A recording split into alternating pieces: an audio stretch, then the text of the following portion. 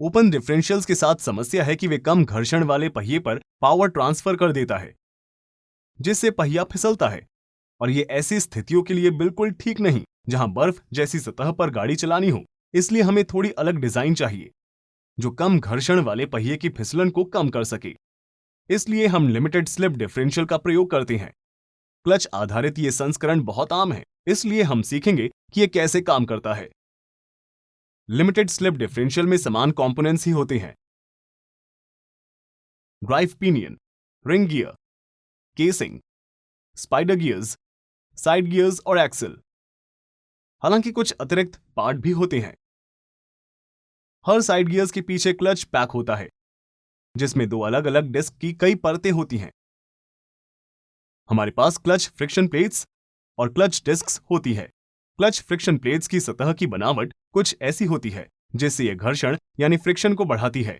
Disc का कुछ हिस्सा बाहर की ओर निकला हुआ होता है। ये डिफरेंशियल के खांचों में फिट हो जाते हैं। जब रिंग गियर घूमता है तो यह केसिंग को घुमाता है और क्लच फ्रिक्शन प्लेट्स भी घूमती है। क्लच डिस्क्स धातु की शीट होती है जिनके अंदर के किनारों पर दांत कटे होते हैं। ये साइड गियर की स्प्लाइन में फिट हो जाते हैं और दोनों इंटरलॉक हो जाते हैं। जब साइड गियर घूमता है तो क्लच डिस्क भी घूमती है।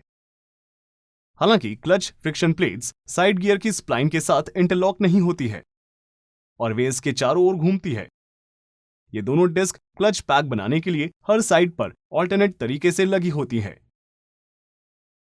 बीच में एक स्प्रिंग डाली जाती है जो हल्का बल लगाती है, जिससे साइड गियर्स क्लच पैक्स को दबा देते हैं। क्लच प्लेट्स का घर्षण वाला मटेरियल क्लच डिस्क्स को पकड़कर रखता है।